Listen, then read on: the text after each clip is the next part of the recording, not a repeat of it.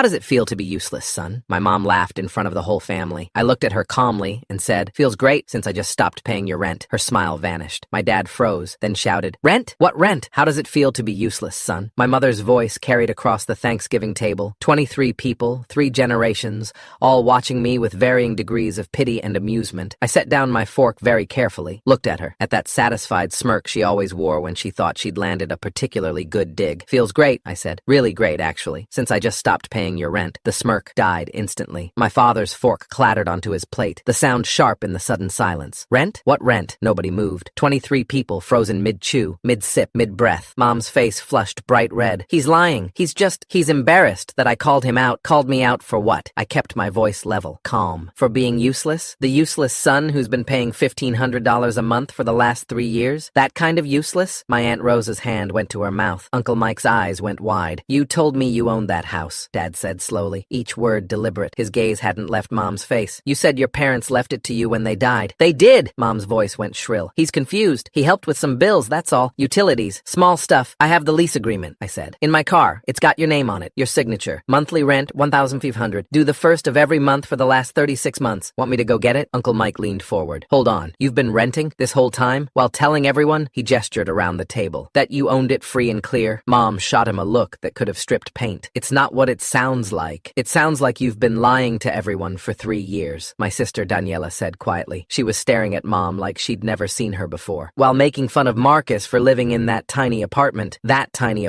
650-square-foot studio in a building with paper-thin walls and a parking lot that flooded when it rained. I'd chosen it specifically because it was $800 a month, cheap enough that I could afford Mom's rent on top of my own. Marcus, my grandmother said carefully. She was 83, sharp as ever, watching this unfold with the intensity of someone doing complex math in her head. How long did you say you've been paying? 3 years, since November 2021, right after the divorce finalized. I looked at Dad. Remember when Mom said she was going to lose everything because you'd taken it all in the settlement? Dad's face had gone very pale. I didn't take anything. We split everything 50-50. The cars, the bank accounts, the retirement funds. I know that now, I said. I looked at the divorce decree 6 months ago. Community property, split down the middle. She got $47,000 from the settlement. Plus, she kept her car. Then where did the money go? Daniela asked. I pulled out my phone, opened my banking app, turned it so everyone at my end of the table could see the transaction history. November 2021. Maria Herrera, 1500 December 2021. Maria Herrera, 1500 January 2022. Maria Herrera, 1500 scrolled down, and down, and down. August 2024. Maria Herrera, 500 September 2024. Maria Herrera, $500. October 2024. Maria Herrera, $500. 36 payments. $54,000. Jesus Christ, Uncle Mike breathed. Plus groceries, I added. Twice a month I'd buy her groceries, about $200 each trip. That's another $14,000, give or take. And her car insurance, $200 a month, another $7,000 over 3 years. I did the math out loud. $75,000. That's what the useless son has paid over 3 years. My cousin Jennifer, the successful one, the lawyer everyone compared me to, was staring at her plate. Marcus,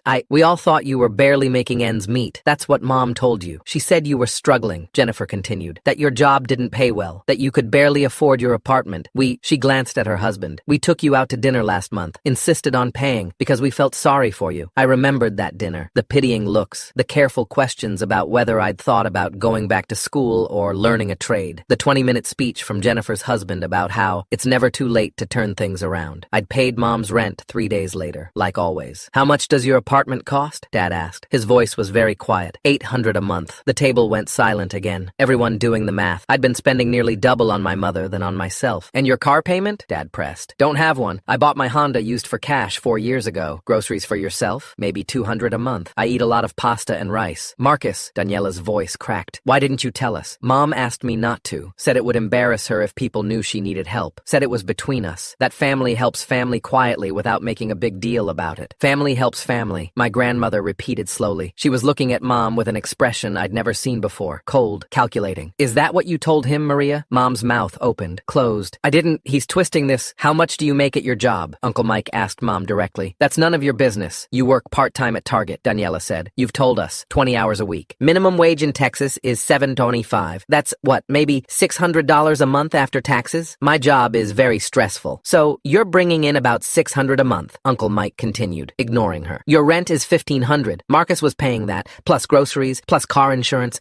What the hell were you spending your own money on? Silence. Mom Mom, I said quietly. Want to tell them about the car? Her face went white. What car? Dad asked. The 2023 Mazda CX-5 she's been driving. Bought it new last year. Financed, not leased. Payments about $400 a month. You told me you leased it, Daniela said. You said the lease was cheap because of your good credit. I have excellent credit. Want to tell them about the purses? I asked. Mom's jaw clenched. Purses? My Aunt Rosa leaned forward. What purses? I've been to Mom's apartment 3 times in the last year, I said. She's got a walk-in closet. 12 designer bags. Coach, Michael Kors, Kate Spade. I looked them up. About $300 to $500 each. You went through my closet? Mom shrieked. You asked me to help you organize it in July, remember? Said your back was hurting and you needed help moving things around. My cousin Jennifer was doing math on her phone. That's $4,000 to $6,000 in handbags alone, while Marcus was eating pasta and rice to afford your rent. And the trips, my Aunt Rosa said suddenly. She was looking at Mom with dawning realization. You went to Galveston in March, San Antonio in June, that wine tour in Fredericksburg in September. You posted photos all over Facebook. I deserve to have a life. On whose dime? Rosa's voice went sharp. While you were telling everyone your son was a failure? I never said failure. You called him useless, Daniela cut in. Literally 5 minutes ago, in front of everyone. That was a joke. You've been calling him a disappointment for 3 years, Jennifer said. She was scrolling through her phone now. I have texts from you. Look, from April. Poor Marcus. He just can't seem to get his life together. From August. I wish he'd been more like you, ambitious and driven. From last month. Sometimes I wonder where I went wrong with him. She turned the phone around, showed the table. Mom's face was scarlet now. I was venting. Mothers are allowed to vent. While he was paying your bills, Dad said. His voice was very, very cold. While he was supporting you, you were trash-talking him to everyone we know. He offered. He wanted to help. Did I? I pulled up my text messages, started scrolling back, found what I was looking for. November 2021, right after the divorce. You texted me at 11:47 p.m. I'm going to be homeless. Your father took everything. I have nothing. You're all I have. Please. I read it out loud. The table was silent. Then the next message. You owe me this. I gave up my body to have you. 9 months of hell, 20 hours of labor. I ruined myself bringing you into this world. The least you can do is make sure I have a roof over my head. My grandmother made a small sound, something between a gasp and a groan. Then another one. If you don't help me, I'll lose everything. I'll be on the street. Is that what you want? Your mother homeless? Can you live with that? I looked up from my phone, looked at Mom. You want me to keep reading? I've got 3 years of messages like this. Those were taken out of context. What context makes it okay to tell your son he owes you for being born? Nobody answered. I stopped the automatic payment yesterday, I said. November's rent was due yesterday. Your landlord should be getting the notice right about now that the payment isn't coming. Mom's face went from red to white in an instant. You can't do that.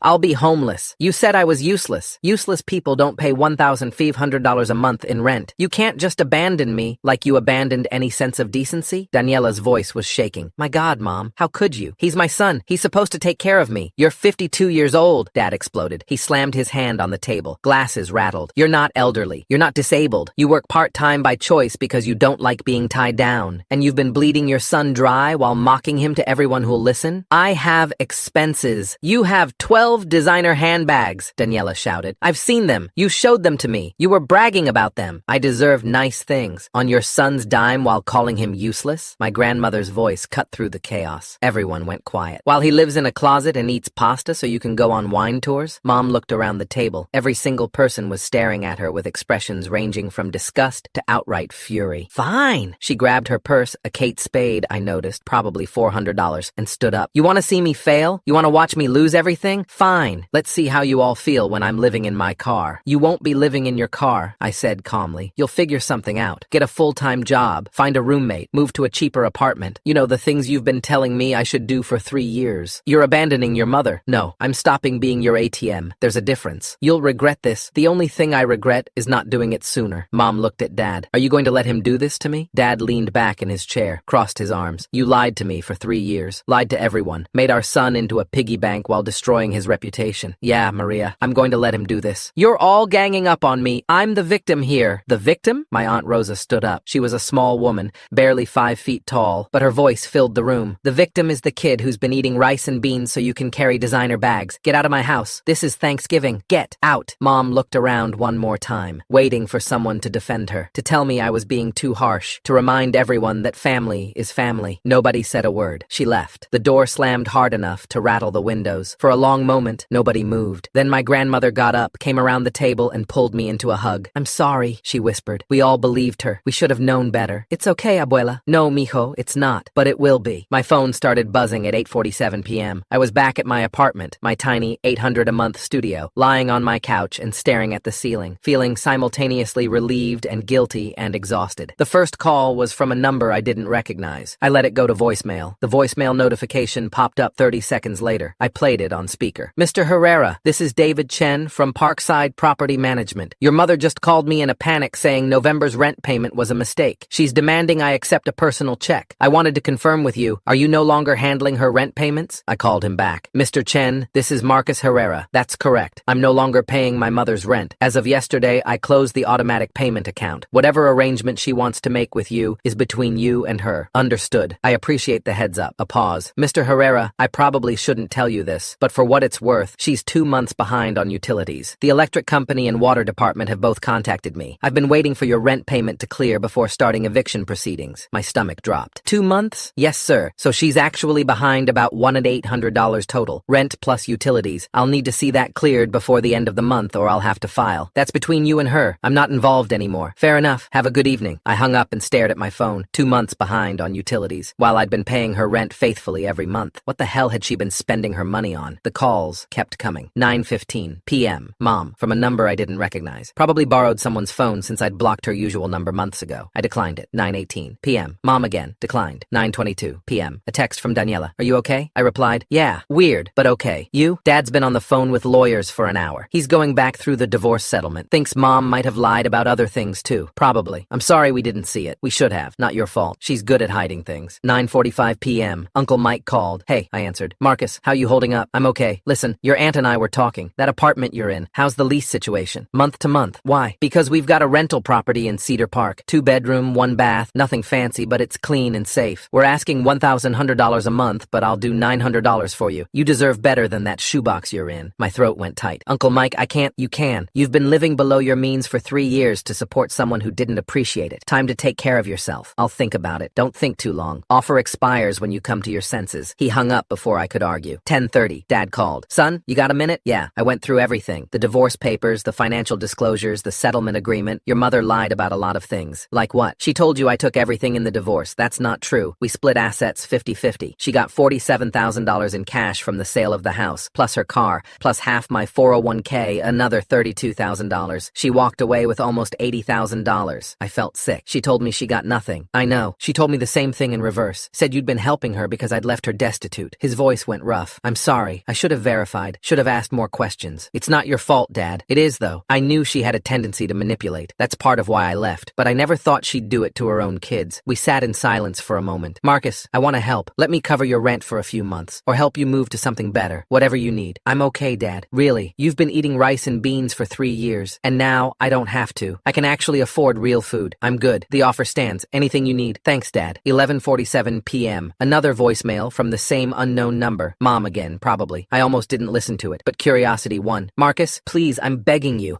I don't have the rent money. I don't have the utility money. David says he's going to evict me if I don't pay by Friday. Please, I'll do anything. I'm sorry about what I said. I didn't mean it. You're not useless. You're wonderful. You're the best son anyone could ask for. Please don't do this to me. I deleted the voicemail without finishing it. Friday came. November 29th, 2024. I got a call at 2:15 p.m. from David Chen again. Mr. Herrera, I wanted to give you an update even though you're no longer involved. Your mother didn't pay the rent or the utility arrears. I've filed for eviction. She has 30 days to vacate. Okay, she's been calling me every day, sometimes multiple times a day, crying, begging, making promises she can't keep. I wanted you to know. I'm not budging. I've got bills to pay too. I understand. She tried to tell me you'd stolen from her, that you'd taken money that was rightfully hers, and that's why she couldn't pay. I told her that's between you and her, not my concern. Appreciate it. Take care of yourself, Mr. Herrera. December brought more revelations. My grandmother called on the 5th. Marcus, I need to tell you something about your mother. Something I should have told you years ago. Okay, she's always been like this. Ever since she was a teenager, she'd manipulate people,